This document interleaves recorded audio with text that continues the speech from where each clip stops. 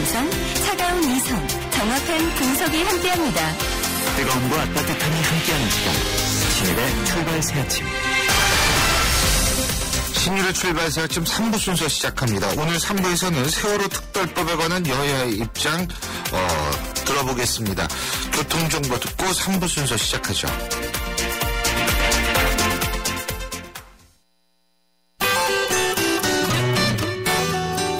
출발새 아침 교통정보입니다. 남부지방에는 비가 내리고 있고 중부지방도 오늘 늦은 오후에 비 소식이 있는데요. 오늘 낮에 운행하실 때 안전하게 지나시기 바랍니다. 주 중반답게 다른 요일보다는 정체가 짧은 편입니다. 양화로도 도심 쪽으로 홍대 입구역 부근만 짧게 밀리고 있고요. 신준로 도심 쪽으로 상천 삼거리에서 아현 교차로 구간 밀려서 가고 있습니다. 성산로가 마포구청역에서 성산 2교, 연인아들목에서 연대역 삼거리 구간 도심 쪽으로 교통량 많은 편이고요. 통일로 상황은 오늘은 비교적 여유로운 편인데 종로가 도심 쪽으로 용두동 사거리에서 동대문역, 종로 3가에서 2가 구간 차간 거리가 좁혀져 있습니다. 강남권 상황은 대체로 수월한 편이고요. 분당에서 강남 쪽으로 이동하는 도로, 분당 내곡 간 도시고속화도로 상황 좋은 편입니다. 지금까지 출발새 아침 교통정보 유보연이었습니다.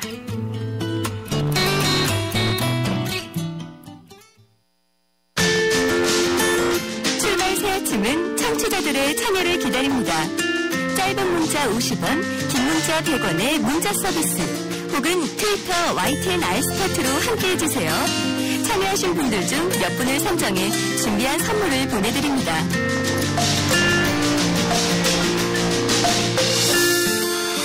6월 임시국회 회기 종료를 하루 앞뒀었죠. 어제였었죠. 여야는 세월호 특별법의 회기나 처리 문제를 논의했지만 결국 합의 도출에 실패했습니다.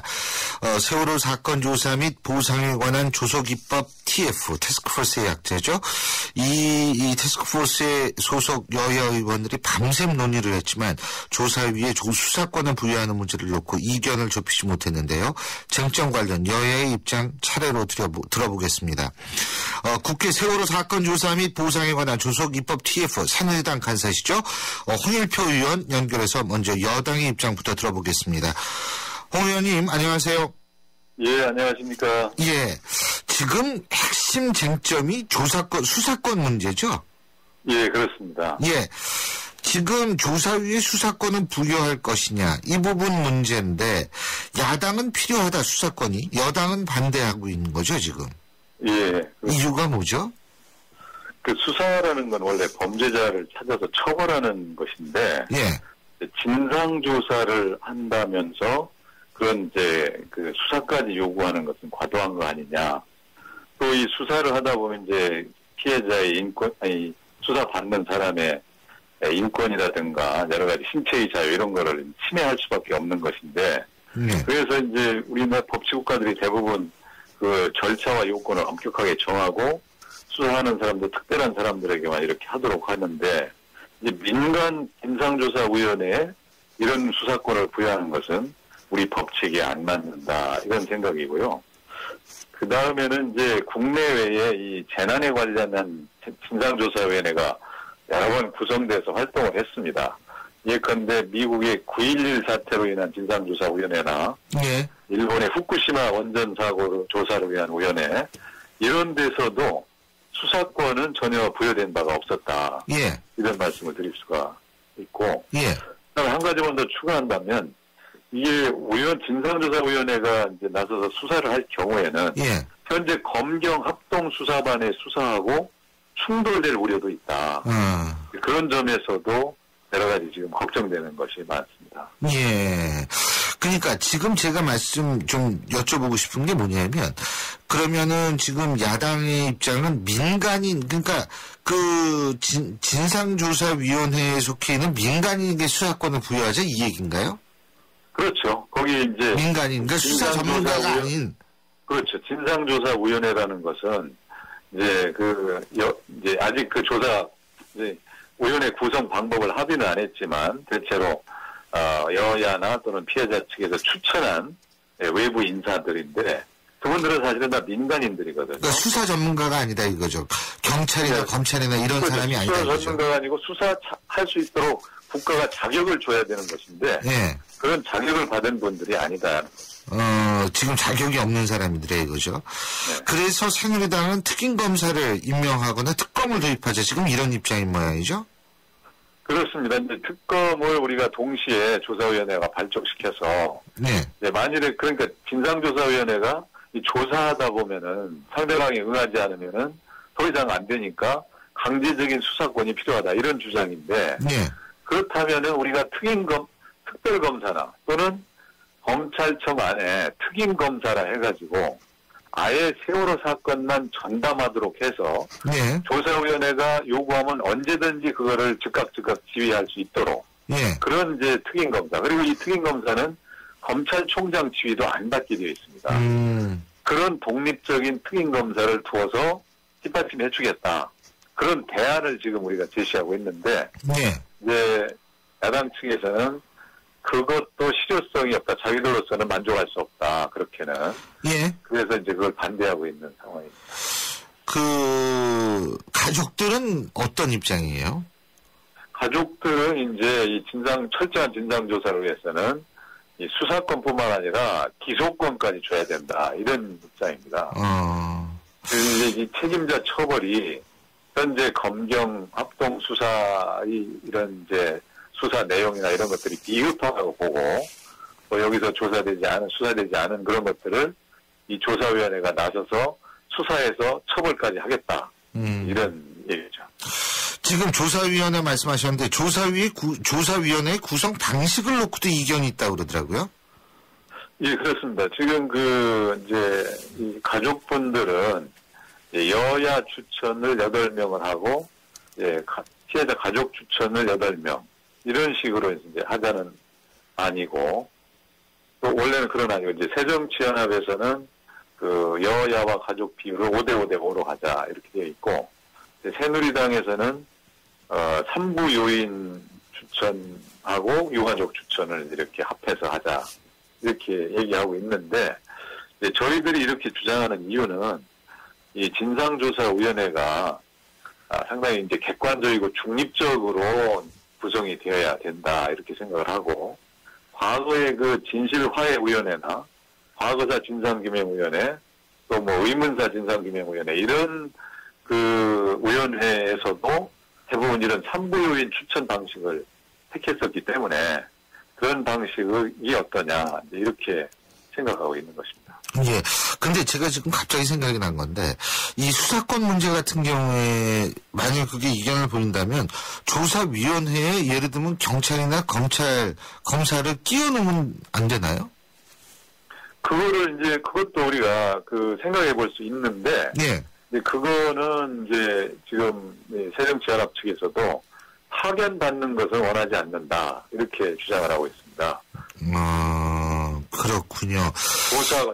조사위원회에 소속된 그런 이제 조사관들이 이제 활동을 하면서 조사하다가 막히면 빨리 수사로 들어갈 수 있어야 된다. 이런 이유로 그렇게 외부에서 파견받은 사람들이 우리말을 듣겠느냐. 이런 취지로 그런 안에 대해서도 반대를 하고 있죠. 지금 여야가 합의본 부분도 있죠?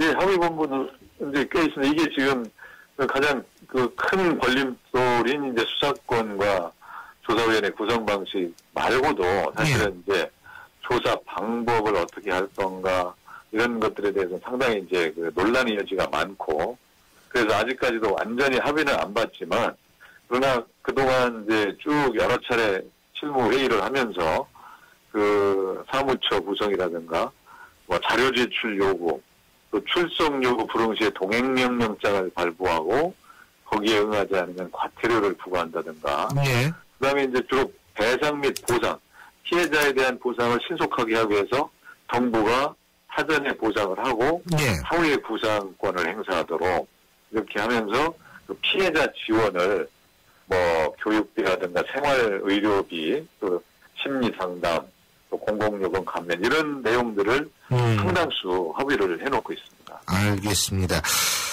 6월 임시국회 회기가 이제 마무리가 되지 않습니까? 그죠? 그러면은 이거 앞으로 어떻게 진행되는지 마지막으로 말씀해 주시죠. 이게 지금 양당 원내 지도부가 이제 이 16일 어제까지 처리하기로 이렇게 합의를 해서 한 5, 6일 동안 이제 열심히 좀 살펴봤는데 이 내용이 워낙 많이 있고 또 이 수사권을 부여할 거냐 여부는 이제 형사사법 체계와 관련되기 때문에 이게 쉽게 결정할 수 있는 문제는 아니었습니다. 그래서 이런 부분들을 합의하기 위해서는 좀 상당한 시일이 좀 필요했고 예. 그런 점에서 우리가 이제 계속 노력은 하겠지만 이번에 안 되더라도 조속한 시일 내에 하도록 하자고 이렇게 양당이 합의했기 때문에 예. 뭐 오늘 안 된다고 해도 이제 안 된다 이렇게 보실 건 아니고 이제 조만간 될 수 있다 이렇게 보면 될 것 같습니다. 잘 알겠습니다. 예, 앞으로도 좀 계속 수고해 주시고요. 예, 오늘 말씀 여기까지 듣겠습니다. 고맙습니다. 예, 감사합니다. 예, 지금까지 세월호 사건 조사 및 보상에 관한 조석입법 TF 새누리당 간사시죠. 홍영표 의원이었고요. 자, 이번엔 야당의 입장 들어보겠습니다. 국회 안전행정위원회 야당 간사로 세월호 사건 조사 및 보상에 관한 조석입법 TF에 참여하고 있는 새정치민주연합 정청래 의원 전화 연결하겠습니다. 정 의원님 안녕하세요. 네, 안녕하십니까. 정청래입니다. 예. 네. 자, 이게 이제 지금 이견이 갖고 있는 부분이 수사권에 관한 부분이죠. 그렇죠? 네네. 예, 네. 예. 근데 이제 이 조사위에 지금 야당은 수사권을 부여함과 동시에 검사의 지위에 준하는 권한을 줘서 기소권도 갖도록 해야 한다. 그 이유부터 네. 말씀해 주시죠. 전례가 없는 세월호 참사가 벌어졌습니다. 네. 사법체계뿐만 아니라 대한민국을 통째로 흔들어 놨죠. 그렇기 때문에 기존의 진상조사위원회와는 다른 실질적인 조사권이 보장돼 있는 그런 진상규명위원회가 아니면 기존에 그랬던 것처럼 진실의 문이 열리지 않거든요. 예. 따라서 저희들은 실질적인 진실규명이 되는 그런 조사의 권한을 확보하고자 노력하는 것이고요. 그리고 이 위원회 안에 저희 새정치민주연합 안은 특수사법경찰관 제도를 두게 되면 새누리당이 얘기하는 사법체계를 흔든다 하는 것도 피해갈 수 있다 이렇게 생각을 하고 있습니다. 특수사법경찰 제도를 하는 것은 예, 그 뭐예요? 자료유출이나 동행명령 예. 그리고 증언 확보 이런 것이 잘 안 됐을 때는 예. 사법경찰이기 때문에 검찰에게 특임검사의 이 부분을 맡은 특임검사에게 영장을 청구해서 영장을 받아서 강제적인 압수수색이라든가 이런 것을 할 수 있는 이런 강제력인 수사권, 조사권이 없다면 누가 본인이 피해를 보는 일에 진실의 답을 하겠습니까? 이것은 최소한의 요구이고 합리적인 요구이다. 이렇게 생각합니다. 그러니까 예전에 그 진실과 화해를 위한 그 위원회가 있었지 않습니까? 네, 그렇습니다. 거기에서 그 수사권이 제한이 돼 있기 때문에 상당히 어려움을 겪었다. 그런 경험 때문에 지금 특히 야당이 이런 주장을 하는 거 아니겠어요? 과거사 진상위원회나요, 예. 진실화해위원회에서도 실질적으로는 진실의 문 앞에서 좌절되고 했었거든요. 그때도 수사권이 없었죠? 그렇습니다. 그러니까 민간인 차원에서의 조사, 그러니까 응하지 않으면 그냥 그만인 거예요. 그렇기 때문에 세월호 이 참사는 전례가 없던 일이고 이런 일이 또다시 벌어지면 안 되지 않겠는가. 그리고 자식을 잃은 부모의 심정이라면 어쨌든 본인들의 자식들이 희생이 됐고 또다시 이런 일이 벌어지지 않기 위해서는 특단의 조치가 필요하다. 그래서 저는 부모의 심정으로 이 문제를 바라봐야 된다. 정치권의 논리로 이 문제를 접근하면 안 된다는 것이고요. 네. 그리고 박근혜 대통령도 성역 없는 조사권을 보장하겠다. 유가족들이 원하는 대로 해주겠다. 하고 약속했거든요. 예. 근데 그것이 지금 그 약속이 지켜지지 않고 있는 것이 가장 큰 문제입니다. 근데 그러면은 그 조사위원회에 말이에요. 네. 경찰이나 검찰이나 검사나 네. 이런 사람들을 포함시키면 되는 거 아니에요? 그러니까 민간인에게 그런 공권력을 주자는 것이 아니고요. 예. 지금 현직 경찰이나 현직 검사에게 예. 그냥 조사위원으로 임명하면 되는 거예요. 그렇죠. 그래가지고 이제 활동을 하게 하면 되는 거죠. 네, 그렇습니다. 예. 근데 새누리당은 지금 두 가지 논리를 대는데요. 과거에 전례가 없었다. 예. 근데 과거에 전례가 없었던 이런 참사가 벌어진 겁니다. 예. 그렇기 때문에 기존의 일반적인 특별법과는 다른 특별법이 필요한 것이고요. 예. 사법체계를 흔든다고 하는데 그것도 맞지 않는 말이 저희가 사법경찰 제도를 두고 그 사법경찰은 역시 현직 검사의 지휘를 받게 되거든요. 예. 그리고 영장, 압수수색 영장 같은 경우는 사법경찰이 발부하는 것도 아니고 검사가 발부하는 것도 아니에요. 예. 사법경찰이 검사에게 요구하고 검사가 법원에게 요구하는 거거든요. 예. 그러면 판사가 그 영장을 내리는 거거든요. 그렇기 때문에 이런 사법체계를 흔든다 하는 것도 전혀 논리에 맞지 않습니다. 예. 그 특검은 어떻게 보세요? 지금 새누리당 특검 주장하죠. 특검 도입. 이 조사 기간을 저희가 2년으로 지금 했거든요. 예. 1년을 하고 위원회 의결로서 6개월 두 번 연장할 수 있는데 한 2년 정도 시간이 필요하다고 봅니다. 예. 근데 이 특검은 뭐 한시적이거든요. 서너 달 이렇게 되거든요. 그러면 조사위원회는 그러면 서너 달 조사하고 말아야 되느냐. 예. 이런 기간의 문제가 바로 충돌하고 있죠. 예. 그래서 복잡하게 이러저런 논리와 핑계를 댈 것이 아니라 그냥 심플하게 진상규명위원회 안에 현직 경찰이나 현직 검사를 포함시키면 되는 건데 현직 검사를 포함시키기 어렵다면 저희는 협상상 검사를 포함시키는 문제는 좀 양보할 수 있고 그리고 이것을 가족들에게 설득할 그런 충분한 의사가 있습니다. 제가 볼 땐 절충의 여지가 있는 것 같네요.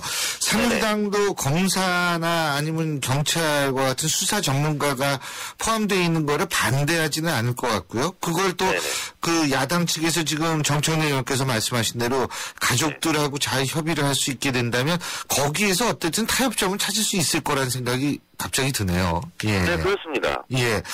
그리고 요것도 이제 조금 다른 문제인데, 여당은 산부인하고 유가족 추천에 따른 방식을 고수하자. 근데 야당은 지금 여야 가족 333으로 지금 나누자. 지금 이렇게 주장을 하시는 거죠? 자, 이것이요. 예. 새누리당의 가장 큰 허점을 드러내고 있는 것인데요. 보통 위원회는 몇 명으로 구성되든 간에 과반 참석에 과반 의견으로 결정을 하거든요. 위원회 운영을. 그런데 이 운영위는 유독 과반이 아니라 전례가 없던 3분의 2 찬성으로 의결을 하자. 예. 이렇게 또 전례가 없는 주장을 하고 있어요. 예. 그래서 지금 가족들의 주장은 입법청원 안에는 448입니다. 여야가 4명씩 하고 피해 가족들이 추천하는 위원으로 8하자. 그래서 5대5로 맞추자는 건데 예. 그건 좀 과도하다. 예. 그래서 저희가 6대 3으로 냈어요. 6대 3이군요. 자, 그러면 과반으로 이제 그 의견을 내서 위원회를 운영하면 되는데 예. 그렇게 되니까 새누리당이 벌써 꼼수 들고 나온 것이 그렇다면 3분의 2 의결로 하자. 이건 전례가 또 없는 주장이에요. 그래서 본인들이 추천한 6명이 똘똘 뭉쳐서 반대를 하면 운영을 할 수가 없어요. 운영을 할 수 없어요. 조사위원회를. 그래서 저희가 그렇다면 똑같이 공평하게 지금 3자 협의체를 주장하고 있지 않습니까? 이 가족들이. 그래서 여당 5, 야당 5, 가족들이 추천하는 위원 5. 그래서 5대 5로 하자. 15명. 이것이 사실상 가장 합리적인 숫자입니다. 예, 그렇군요.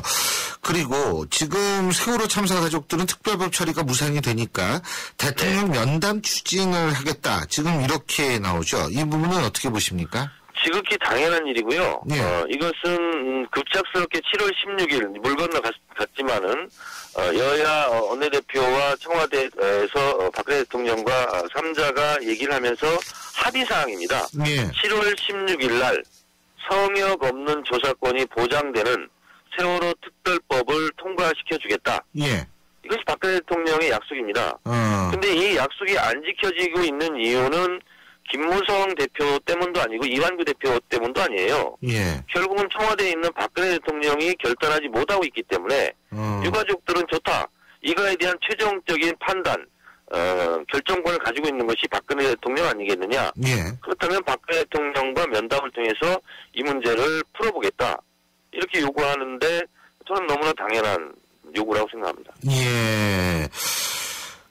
그리고 정의당 소속 의원들이 기자회견을 열어서 이런 얘기했네요. 두 정당은 밀실 협의를 중단하고 원내 정당과 유가족 시민사회가 참여하는 개방적인 특별법 논의기구를 구성하라. 이렇게 촉구를 했는데 정청래 의원께서는 이 부분은 어떻게 보십니까? 정의당이 주장한 것은 유가족들이 주장하는 것은 아닙니다. 예. 유가족들 가족 대책위에서는 처음에는 3자협의체를 주장하자 해서 새누리당이 받아들여지지 않으니까 예. 그러면 우리가 참관이라도 우리를 허용해라. 예. 저희는 무엇이든 다 좋다. 참관해라라고 얘기했는데 새누리당이 막고 있거든요. 예. 근데 이것을 정의당에서 마치 새누리당과 새정치민주연합이 짜고 이렇게 하는 것처럼 그냥 도매금으로 몰고 가는 것은 그것은 온당치 못한 발언이다 이렇게 생각하고 있습니다. 어떻게 보세요? 지금 이제 협의는 계속 하실 거죠? 오늘 오후에도 다시 TF가 가동돼서 예. 논의를 하는데요. 예. 실질적인 지금 3가지 걸림돌이 있습니다. 예. 3가지 쟁점이 방금 말씀하신 그 실질적인 조사권 보장, 예. 그다음 위원회 구성 문제, 예. 그다음에 새누리당은 청문회도 하지 말자고 그러는 거거든요. 청문회를 열어서 새로운 사실이 국민들께 공개되는 것이 부담스럽다는 겁니다. 근데 저는 세월호 참사 같은 이런 특수한 이런 사건에 대해서는 모든 국민이 지금 트라우마를 갖고 있지 않습니까? 예. 그래서 이 과정의 치유 과정은 모든 것이 공개적이고 투명하게 이렇게 국민들과 공유 공감되면서 치유 과정을 가질 수 있기 때문에 반드시 공개적인 청문회는 필요하다 이렇게 생각하는데 어쨌든 이 실질적인 조사권 보장, 위원회 구성 문제, 청문회 이 3가지를 지금 반대하고 있는데 나머지 부분은 대상 보상의 문제라든가 대학 입학 특례 이런 부분은 대체적으로 지금 합의를 하고 있어요. 예.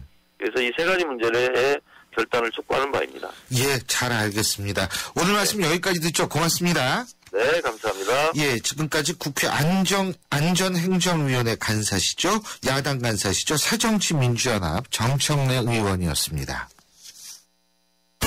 우리 아이 수학 성적이요? 걱정 없죠. 그럼 수학 실력은 어떨까요? 지금 아이의 수학을 진단하세요. 정확한 진단과 처방이 진짜 수학 성적을 만듭니다. 스스로 수학. 8월까지 2번 이상 신청하시면 스스로 펜을 드립니다. 신율의 출발세 아침 3부 순서 여기까지입니다. 잠시 뒤 4부에서는 대한민국을 고발합니다. 준비되어 있습니다. 4부에서 뵙죠. 인천 지역 맞춤형 일자리 창출 지원 사업. 인천 지역에 맞는 맞춤형 교육을 통해 준비된 인재가 지역의 관련 기업으로 취업하는 사업입니다. 취업 희망자는 채용 희망 기업이 원하는 기술이나 지식을 배울 수 있어서 좋고, 채용 희망 기업은 기업이 원하는 능력을 갖춘 취업 희망자를 뽑을 수 있어서 좋은 인천 지역 맞춤 일자리 창출 지원 사업. 자세한 사항은 인터넷 홈페이지 injob.or.kr에서 확인하실 수 있습니다. 이 캠페인은 고용노동부, 인천광역시, 서강법인 인천벤처기업협회와 함께합니다. 대한민국 사장님들, 이보영이에요. 사업하면서 힘든 일 참 많으시죠? 이젠 노란 우산 공제 꼭 챙기세요. 갑작스레 소나기가 와도 우산 하나 챙겨놓으면 걱정 없잖아요. 소득 공제는 물론 복리 이자에 목돈 마련 저축도 되고 법으로도 보호되니까 노란 우산 공제 하나면 마음이 든든. 50인 미만 소기업, 10인 미만 소상공인 사장님이라면 누구나 가입하실 수 있대요. 사업할 때 가장 먼저, 사업할 때 가장 가까이. 참 든든한 동행, 노란 우산 공제. 이 캠페인은 중소기업 중앙회와 함께합니다.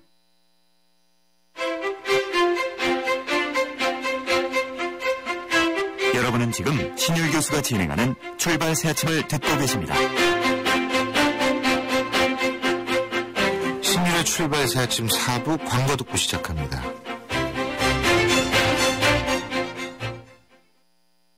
휴가철엔 비행기값, 방어값 더블로 받아 속상하지만 더블로 받아 기쁜 것도 있다. 한국타이어 썸머 핫 이벤트. 한국타이어 전문점을 방문만 해도 포드포커스 디젤 등 선물을. 테스테이션 가면 안전점검으로 안심 주는 더블 이벤트. 8월 말까지 자세한 점 홈페이지 참조. 드라이빙 이모션 한국타이어. 우리 아이 수학 성적이요? 걱정 없죠. 그럼 수학 실력은 어떨까요? 지금 아이의 수학을 진단하세요. 정확한 진단과 처방이 진짜 수학 성적을 만듭니다. 스스로 수학. 8월까지 2번 이상 신청하시면 스스로 펜을 드립니다. 대한민국을 고발합니다. 대한민국을 고발합니다. 기기값을 그냥 출고가 그대로 받는다든가, 부모님들 같은 경우는 아예 스마트폰에 대해서 모르시잖아요. 출고가 그대로 하고 요금제도 팍팍 올려서 그거를 유지도 해야 된다고 하니까 솔직히 사기당하는 느낌 들기도 하고, 그 기기값을 별로 깎아주는 것도 아닌데 요금제를 뭐 너무 높은 요금제를 3개월 이상 써야 된다거나 뭐 그런 거 있으면 좀 부담스럽죠, 소비자 입장에서는. 그 위약금이란 게 2년 채워서 해야 되잖아요. 근데 뭐 기기값을 깎아주지 않고 위약금만 처리해 준다던가, 어쨌든 소비자가 그만큼 더 내야 되잖아요. 싸게 한다는 게 솔직히 이해가 잘 안 되죠. 예, 여러분 지금 방금 들으셔서 아시겠지만 오늘의 주제는 휴대전화와 관련된 문제입니다. 이 국민들이 너무나 잘 알고 있는 문제죠. 이동통신 3사와 보조금 문제. 이 부분인데, 그런데 이동통신 3사가 이런 부분에 있어서 책임이 있는데 그 직접적인 징계와 피해는 사실상 시킨 대로만 했다라고 볼 수 있는 대리점, 판매점이 당하는 것이 현실이라고 생각합니다. 그렇기 때문에 참으로 어색하고 부당한 면이 있는 것 같은데요. 그래서 오늘은 바로 이 부분을 좀 짚어보려고 합니다. 지금 이 자리에는 두 분 나와 계신데요. 그 이동통신 판매점, 대리점을 운영하거나 거기서 일하시는 분들이 함께 만든 이동통신 유통협회의 이종천 이사, 그리고 언제나 함께 해주시는 분이죠. 참여연대 안진걸 협동처장 두 분 나와 계십니다. 어서 오십시오. 네, 안녕하십니까. 안녕하세요. 자, 진짜 있잖아요. 지금 사실 우리 요 YTN이 지금 들어와 있는 여기에도, 식당이 숫자가 그렇게 많지가 않아요. 근데 그만큼 이제 여기 이제 막 들어오기 시작하는 건데, 여기에도 벌써 이동통신 대리점이 들어와 있어요. 이게 대단한 거예요. 예.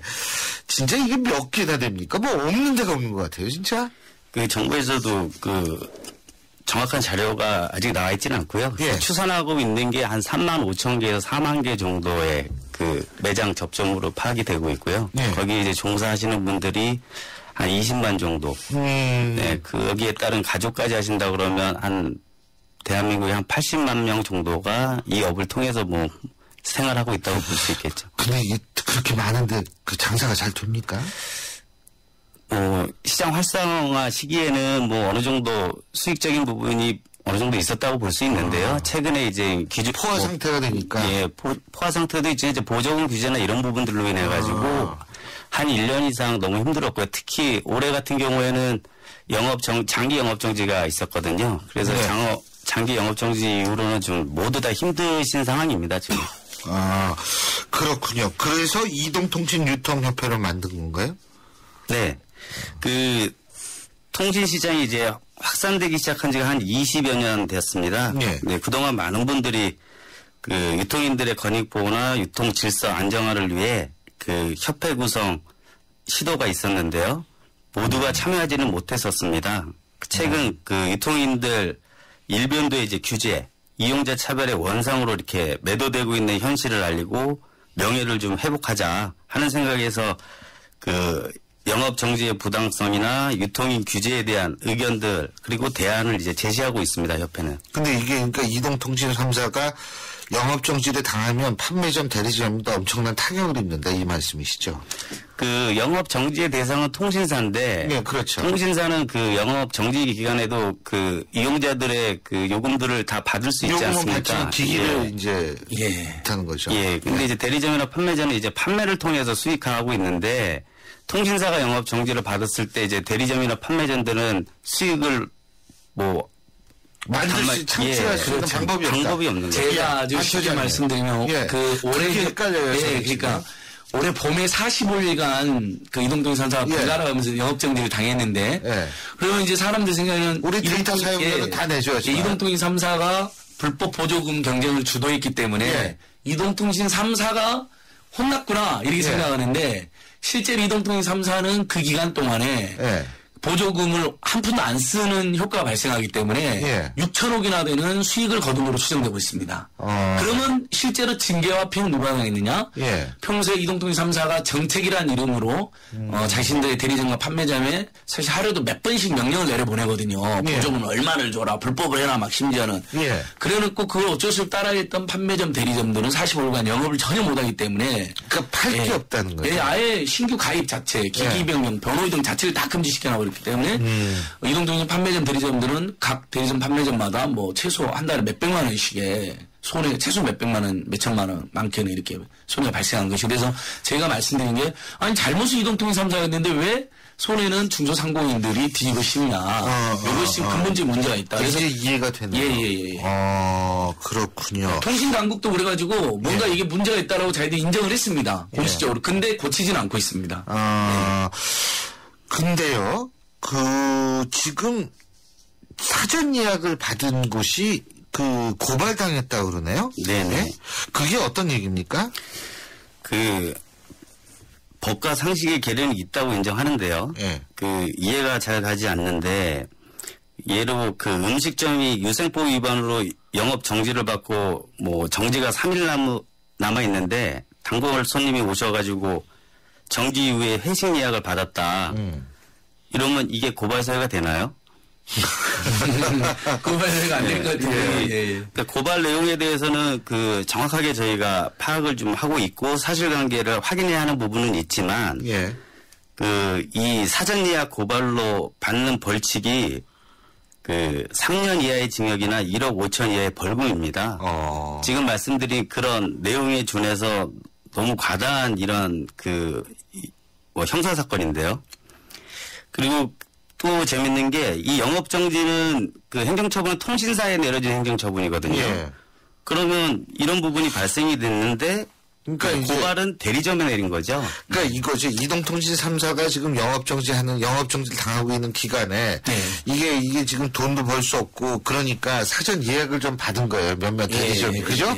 근데 그거를 가지고 행정당국이 지금 고소를 한 거죠. 68개나 된 대리점 고발했는데 마찬가지로 이 사전 예약도 보면 이동통신 3사가 자꾸 번호 이동이 막 빠져나가는, 자기 가입자가 빠져나가는 소리가 들리니까 대리점 판매자분들 살짝 받아라 이렇게 지침 내는 경우가 많았습니다. 그러면 통신당국 그걸 적발했으면 이동통신 3사를 징치를 해야 되는데 또 힘없는 중소상공인들 68권이나 고발한 것이. 상식적으로 매장에 소비자들이 오시면 저희들이 영업정지입니다. 나가세요 이럴 수는 없는 거거든요.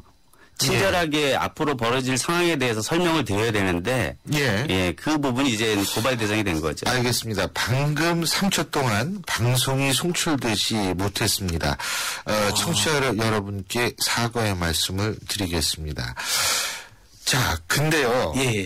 다시 한번 우리 얘기를 좀 해보면은 말이에요.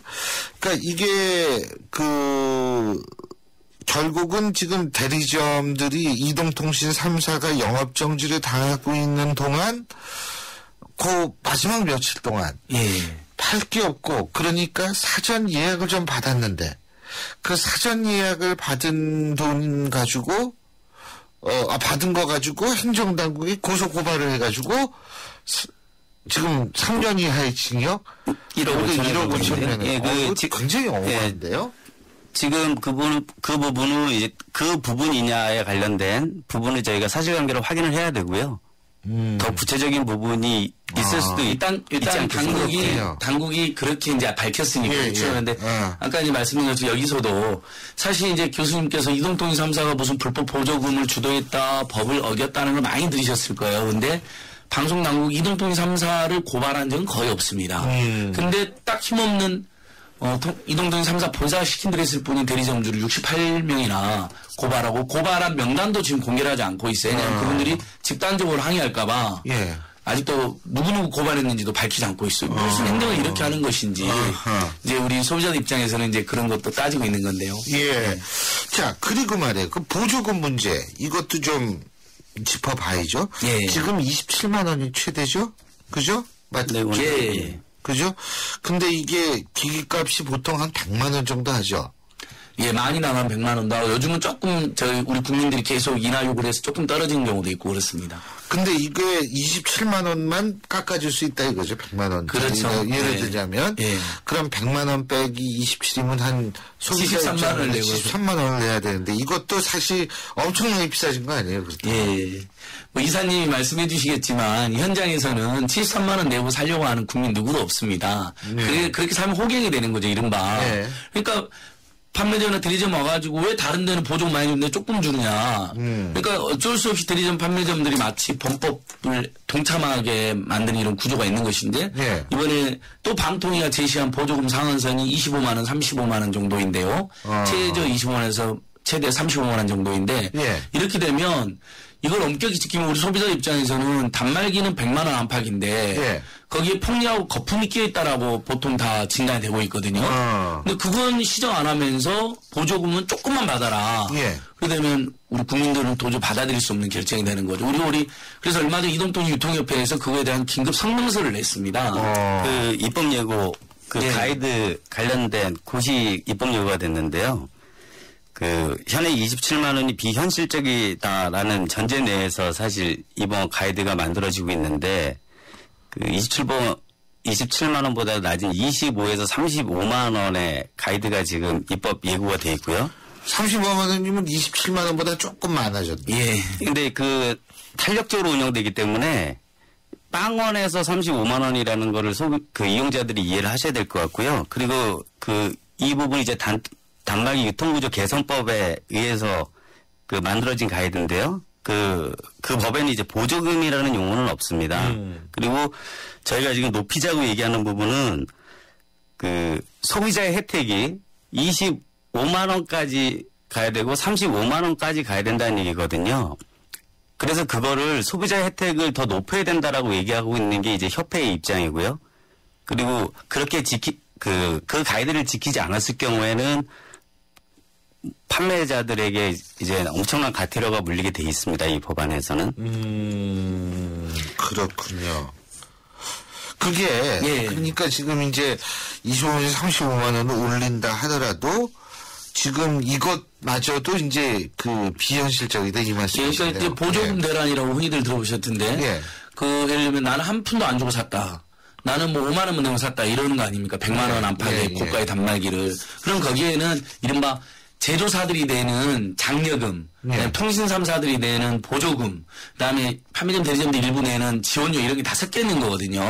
어쨌든 섞여 있다 하더라도 국민들 그걸 보조금을 인식하는데 보조금을 100만 원 가까이 받은 거잖아요. 물론 이제 바로 거기에 이제 함정이 있는 겁니다. 그렇게 하면 고액 장기 약정에 이제 가입을 해야만 그렇게 받게 되는 건데 그래서 제조사들이 단말기로 폭리와 거품을 취하고 통신 3사는 그걸 미끼로 보조금을 주는 척해서 고액의 정액요금제에 장기간 약정을 시켜서 노예계약을 한다고 하거든요. 그럼 그 구조를 이 판매점 대리점분들은 너무 잘 알고 계세요. 그러면 단말기 거품을 없애거나 동시에 보조금의 비현실적인 것을 상한을 해가지고 소비자들에게 피해가 안 가야 된다. 이렇게 주장을 하시는 거죠. 그리고 그게 또 판매점 대리점분들에게도 필사적으로 도움이 필요한 게 법을 지키면 소비자들 와서 항의를 해요. 저기 보니까 저쪽에서는 보조금 70만 원 가지고 주는데 당신들이 27만 원만 주냐. 당신들 나를 기만하는 거냐. 속이는 거냐라고 막 항의를 하니까 저분들도 굉장히 지금 괴로운 처지에 놓여 있는 거죠.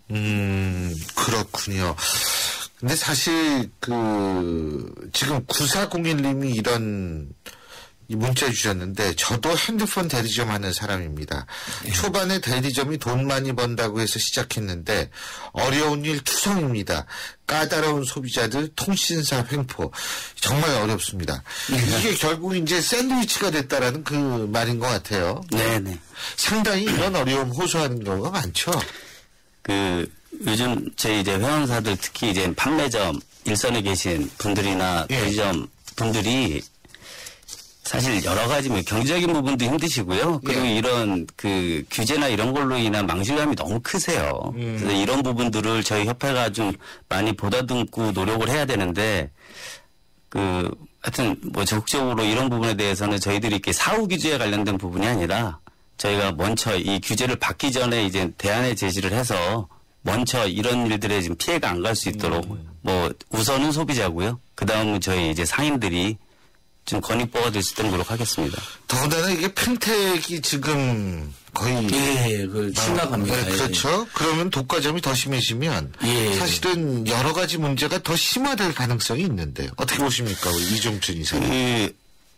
펜텍은 그냥 펜텍의 가치로 보는 거 이전에 펜텍은 사실 이동통신 생태계의 중요한 자리를 차지하고 있는 회사입니다. 그러니까 그렇죠. 20여 년 전 그 삐삐 시절부터 뭐 중소벤처가 그 디바이스 산업에 도전한다는 것 자체가 참 엄청난 발상이고요. 그리고 올 현재 뭐 기존에 보면 이제 VK 코리아라든가 MI텔, 뭐 세온모바일, 스탠다드텔레콤 등 그 많은 그 벤처기업들이 도전을 했습니다. 네. 그 유일하게 남아있는 말 그대로 벤처기업이거든요.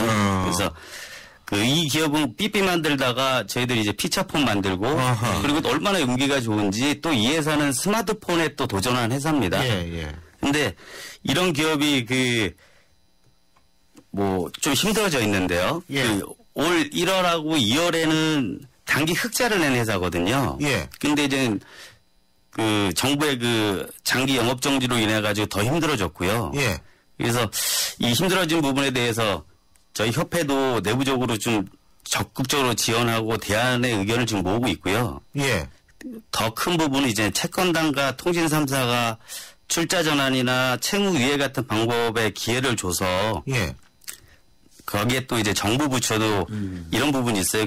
저희들 보면은 뭐 IoT 산업이라든가 창조 경제 얘기를 많이 하고 있는데 거기에 보면은 프로그램들이 신규 창업이나 신 아이디어 산업 지원책도 사실은 필요하지만 그런 일변도거든요. 그래서 이런 많은 노하우와 고용 창출을 일으키고 있는 그 벤처 및 중소기업 지원에 적극 참여해 주시기를 정부에 바라고요. 당장 이렇게 보시면 돼요. 펜텍은 오늘 현재 고용 창출 7만 명을 거느린 회사입니다. 그러면 이런 신규 창업으로 인해서 당장 저희가 고용 창출 7만을 창출할 수 있을까? 또 그 회사에 많은 또 노하우가 있을 거고요. 이사님 말씀을 주셨는데 또 우리 소비자 입장에서 보면 안 그래도 지금 이동통신 3사가 담합과 통일차였던 의혹을 받고 있습니다. 오랫동안. 근데 제조사까지도 삼성전자와 LG전자와 펜텍 딱 3개 있는 건데 펜텍 망하면 제조사도 이제 재벌 대기업 2사로 독과점이 훨씬 심화되는 거거든요. 그러면 안 그래도 지금 우리 국민들 호갱되어 있다라고 통신 3사에 대해서 단말기 폭리, 이동통신 요금 폭리에 대해서 정말 호소하는 국민이 많은데 더 상황이 안 좋아지는 거거든요. 그래서 펜텍이라는 기업이 살아야 될 여러 가지 이유가 있는 것이죠. 자, 1397님, 저는 통신사가 보조금 지원해주는 거 소비자 입장에서 찬성합니다. 고가의 물건을 사줄 수 있는 부모가 얼마나 될까요? 5101님, 자유경제가 있는 나라에서 왜, 0501님이군요. 자유경제가 있는 나라에서 왜 싸게 파는 걸 막나요?